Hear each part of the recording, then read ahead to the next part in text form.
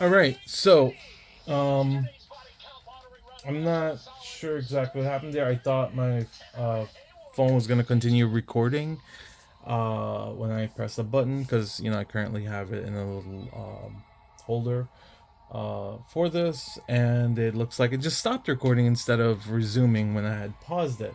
I had paused it to try and install the driver, and the computer it was doing something, and then it looked like it crashed, uh, and it restarted weird. But when it restarted, I got a message that I thought was recording, saying that AMD external Radeon graphics are now enabled.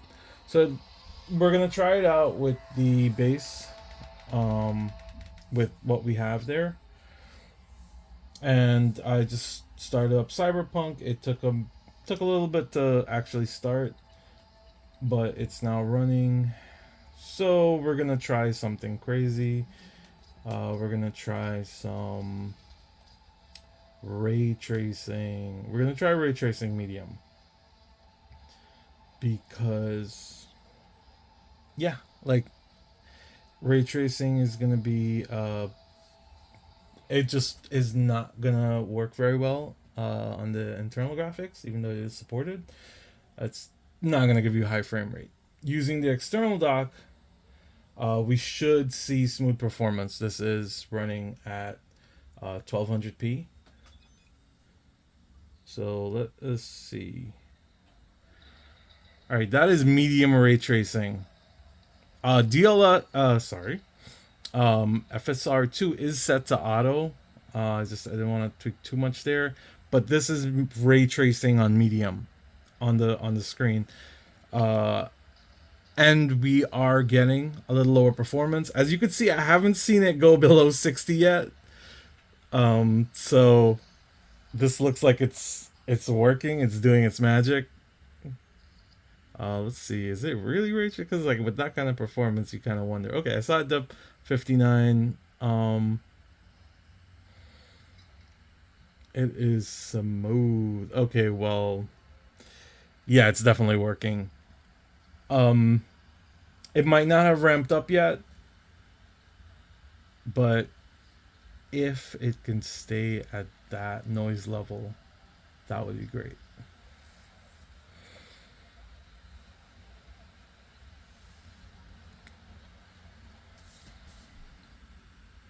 All right, so let's take a look at that. Let me just try to get that for you. Right, so we just have FSR2 set the medium. If it says it there, it says up here. Not medium, sorry. Auto ray tracing is set to medium. We have high texture quality. 1920 by 1080 is the resolution, even though it's supposed to be 1920 by 1200. VSync was on. That's why it capped at 60, which makes sense. Average frame rate was 58.7. So yeah, and as you could see, of course, it is working AMD Radeon RX 7600M because it is a mobile part, a laptop processor, GPU, XT 7600M XT, 8 gigabytes of VRAM, and CPU is the 6800U, as I mentioned earlier. So it looks like it's working. I'm just gonna go into the game a little bit,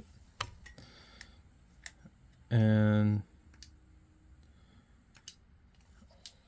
I started a new save because this is Cyberpunk 2.0. A reminder for your comparisons with performance with Cyberpunk 2077. The new Cyberpunk 2077 update is heavier to run than the previous version of Cyberpunk. They added a lot of new systems. They updated things. A lot more is going on. According to some preliminary or early testing, I should say, it looks like we're looking at least 10% or around 10% of lower performance in this new 2.0 version. So just so you understand, the performance metrics. All right. Okay, so ray tracing does not look like it's on. Does Cyberpunk not support ray tracing on AMD chips? I mean, it looks nice. It's clearly running smooth, which is great. But did I make a mistake? It's ray tracing is set to on, dude. It is. Oh, ray trace reflections are not on the ray tracing medium. All right, you know what? Just for the hell of it, we're gonna go to ray tracing high. Oh, well, not high. There's no high. There's ultra. All right, let's try it out. Screw it. I mean, obviously, it's not gonna be a smooth 60 anymore, but you know, it's playable. It's playable in my opinion. Like it's still clearly well above 30 because for me honestly, um 30 is I don't know, I just can't play games at 30. This feels like uh 40ish at least. So we're gonna just let me just turn on the FPS counter for Steam, and let's see. I know I said I'm not gonna do. I was wrong. It's currently at 30. Wait, it looks like it was VSync locked to 30 actually. Oh wait, no, it's at 50. Oh no, 30. All right, actually, oh I guess motion blur is on. That's what's making it feel smoother. No, it's VSync to 60, so it's it's just straight 30. Interesting.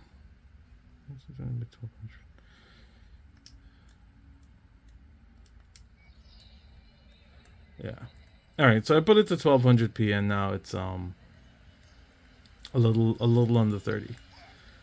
This is on ray tracing ultra preset as you saw, and I didn't enable. Oh yeah, as we could see, of course, clearly, ray trace reflections are working. Honestly, I would highly recommend using the optimized settings from Digital Foundry. That's going to be like turning things off, like some kind of special cloud thing. I forgot what it was called. I didn't get enough sleep this morning. And maybe like lowering decal stuff. Yeah. But yeah, so if you're not looking for ray tracing ultra performance, it looks like we will be getting you can get a nice 60 with ray tracing on. Just you're gonna have to watch what you enable. Let me see, ray tracing medium, and let me turn on reflections. And well, yeah, volumetric cloud quality, that's the one that they recommend turning off. Bar resolution, I'll lower that a bit. These are not the exact optimized settings. I don't remember them off the top of my head, but we're just doing that just so we can get an idea. All right, so it looks like we're in 30 now. We do have ray trace reflections enabled. Let me just go back to that puddle and make sure. I really do like ray trace reflections. They're awesome. All right, so it's working nicely. It's pretty cool. I don't know if you can hear it, but since I turned on ray tracing ultra and in this case also enabled ray trace reflections, you definitely can hear the fan. It's audible.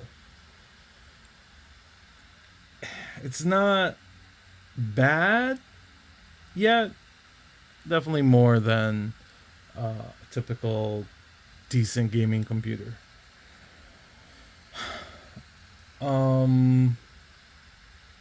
It's approaching laptop sound. I know some laptops can be a little more quiet, but I think I might still take this over laptop. All right, so as you know, you can guess, this it is working. We saw it from the benchmarks, because there's no way you're doing ray tracing at 30 or above 30 in Cyberpunk using the current uh, integrated graphics. So yeah, I like it. Performance seems good. It looks like we can tweak it. There is a new update for what type of BIOS you want to use on your dock, on your graphics dock. The reason for this is it looks like there's different power ceilings. There's a 80 watt, 100 watt, and 120 watts. I believe 100 watt is the default one that comes with the graphics dock, and you can choose to put a lower one or a higher one if you want less noise or more performance. So it's nice that they give you an option. So that's it. Gonna be it for this video. I will do more testing. Of course I'm gonna play on it on my own, uh, and then I will make a video. Try to give you some more testing. But you know, I tried to run through some stuff there with Cyberpunk, so it's looking pretty good. So thank you for watching. If you have any questions about the GPD G1 external graphics dock, let me know. Uh, Leave a comment, and I will, I'll try to do what kind of testing I can. I have a lot of games, but like I don't have like some of the Call of Duty stuff. I do have Modern Warfare 2 if you really want to watch that, although that runs great on the internal graphics anyway. Um, if you want to see HDR performance, I do have HDR monitor. If you want to see VSync, not VSync, FreeSync working, VRR working, I can also test that if needed. Pretty sure those things are going to be just fine. Uh, I do have Starfield. Starfield is a hard one to run. Uh, which is actually I'm gonna run that in the background while I'm talking. Um, One of the things I bought this for is to take it with me to use my Quest on the go. I want to be able to use VR uh, somewhere else other than my house. Of course, the Quest has built-in VR functionality, but you don't get PC VR. I can actually do PC VR on this. I mentioned it before. The VR chat actually does work just at a much lower resolution. I think it's at 0.7. You lower it to 0.7 from the Oculus menu. Starfield says it's running, but I don't see it. It seems like games take a long time. I believe this is actually a Steam bug because I actually built a new computer recently, and Steam was taking a long time to either start up or start. I believe Steam was taking a long time to start up. There was a massive delay, and when I googled it and looked it up, it said that because I had two graphics cards, because I had the internal GPU of my new computer.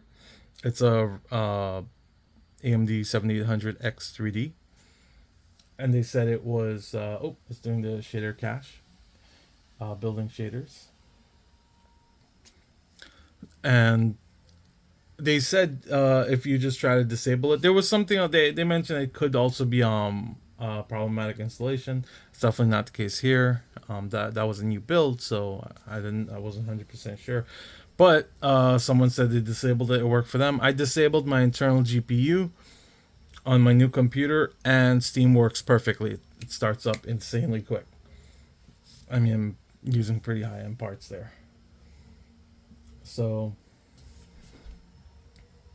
I don't know if that's going to be an option here. Maybe it might be an option when we're connected to an external monitor. I think shaders is taking a bit longer. It's also interesting because I do have this set to quiet. I did update INEO software just today, right before the video. So I don't know if this could be an issue with with that too. But I do have the fan set to muted, you know, so it's a lot more quiet. Even playing stuff like Starfield, it's usually pretty quiet. And look at me, ended up doing a review. Oh, not a review. Benchmarking. I mean, it's pretty cool. It's pretty fun. Yeah, you plug this thing in. I'm gonna have it connected to a monitor almost always. Uh, and you are losing performance by not having it connected to a monitor. So we are at very low settings because obviously I was playing this on my iNeo 2 using internal graphics.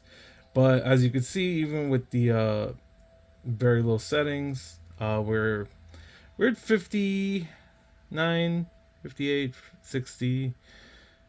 We are indoors right now. So I will travel to somewhere else. Let's do New Atlantis. New Atlantis should be pretty interesting. All right.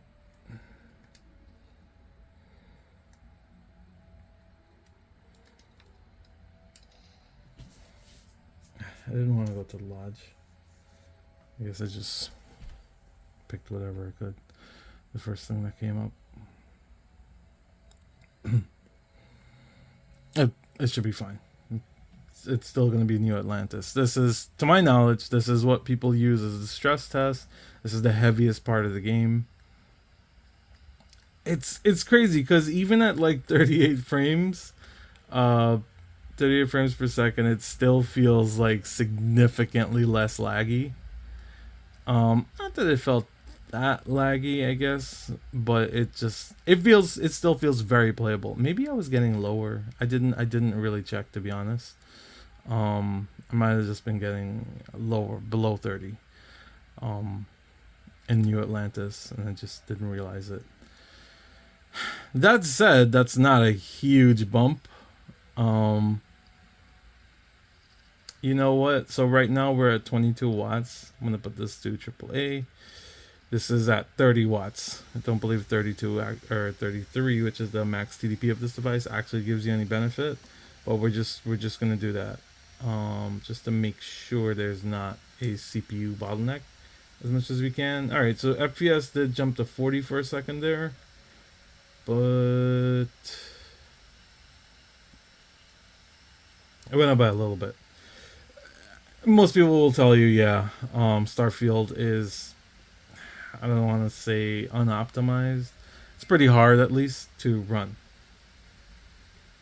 Um, but as you can see, even in New Atlantis, it's pretty nice. You know what? Let's take a look at the settings. So we are running at native res, 1920 by 1200, but we do have FSR2 on. Its currently render resolution is 60% of that 1200p. Everything's set to low. We're gonna put it on medium. Medium puts it to 50. I mean, medium seems like a decent bar, I'd say, to meet. Frame rate looks about the same, 37. So maybe the average is down by 1. It's back to 38. So, oh, that was after before I put the TDP up. So, yeah, it knocks it down by a couple of frames, but hey, it's Starfield, right? So anyway, so that is a little demonstration of it working. It seems pretty cool. I can't wait to try it out more, put it through its paces more. Thank you for watching. Like I said, ask me any questions in the comments.